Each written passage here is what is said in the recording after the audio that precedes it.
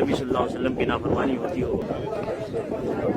یہ دیکھیے یہ لوگ اس کو پلر کو چھو رہے ہیں، اس کو برکت سمجھ رہے ہیں، تبرک سمجھ رہے ہیں۔ کتنے افسوس کی بات ہے، یہ لا الہ الا اللہ محمد رسول اللہ کا کلمہ پڑھتے ہیں لیکن اللہ کی بھی مخالفت کر رہے ہیں، اللہ کے رسول صلی اللہ علیہ وسلم کی مخالفت کر رہے ہیں، یہاں کھڑے ہو کر دعا کر رہے ہیں، جبکہ یہاں دعا کی کوئی فضیلت نہیں ہے۔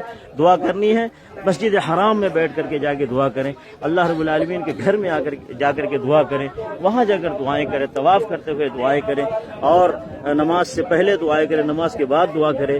یہ جگہ کوئی دعا کی فضیلت کا نہیں ہے، اس لیے مسلمان عورتوں کو، مردوں کو سب کو خیال کرنا چاہیے، نبی علیہ الصلوۃ والسلام کی مخالفت نہ کریں۔ آپ لوگ جا کر خانہ کعبہ میں، مسجد حرام میں جا کے دعا کریں، یہ دعا کی جگہ نہیں ہے، یہ دعا کی کوئی خصوصیت نہیں ہے۔ یہاں پہ نبی صلی اللہ علیہ وسلم نے آ کر دعا کرنے کا حکم نہیں دیا ہے، یہاں پہ دعا کرنے کی تعلیم نبی صلی اللہ علیہ وسلم نے نہیں دیا ہے، اس لیے اس کا خیال رکھیں۔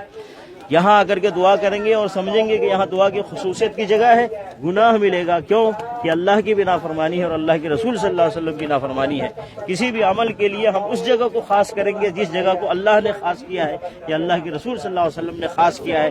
ہم اپنی طرف سے کوئی جگہ عبادت کے لیے یا دعا کے لیے خاص نہیں کرنا چاہیے، ورنہ یہ بہت بڑے گناہ کا کام ہوگا۔ یہ دیکھیے اس کو نہ چھوئے، ہیلو، یہ پتھر نہیں چھونا، نہیں چھونا، گناہ ملے گا۔ رسول اللہ صلی اللہ علیہ وسلم نے نہیں فرمایا چھونا ہے، حجر اسود جا کر کے چھوئے، رکن یمانی کو جا کر کے چھوئے۔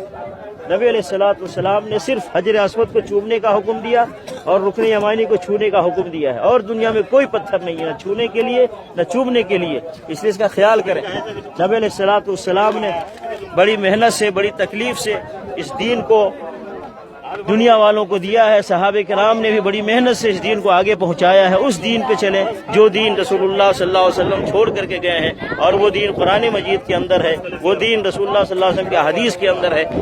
نبی علیہ الصلوۃ والسلام نے فرمایا ترکت فیکم امرین لن تضلوا ما تمسکتم بہما کتاب اللہ و سنتی۔ میں جا رہا ہوں، دو چیزیں چھوڑ کر جا رہا ہوں، ایک اللہ کی کتاب چھوڑ کر جا رہا ہوں، دوسری میں اپنی سنت، اپنا طریقہ چھوڑ کے جا رہا ہوں۔ اس لیے رسول اللہ کے حکم پر چلنا ہے اور اللہ کے رسول صلی اللہ علیہ وسلم کی سنت اور طریقے پر چلنا ہے۔ خیال کرنا چاہیے کہیں بھی کسی جگہ بھی نہ اللہ کی نافرمانی کرے نہ اللہ کے رسول محمد صلی اللہ علیہ وسلم کی نافرمانی کرے۔ اللہ تعالیٰ مسلمانوں کو صحیح دین کو سمجھ کر اس پر عمل کرنے کی توفیق عطا فرمائے، آمین۔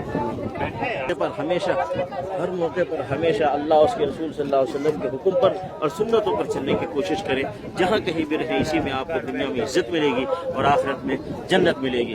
اس لیے میرے بھائیوں ایسا کام نہ کریں جس سے اللہ کی نافرمانی ہو اور اللہ کے نبی صلی اللہ علیہ وسلم کی نافرمانی ہوتی ہو۔ یہ دیکھیے یہ لوگ اس کو پلر کو چھو رہے ہیں، اس کو برکت سمجھ رہے ہیں، تبرک سمجھ رہے ہیں۔ کتنے افسوس کی بات ہے۔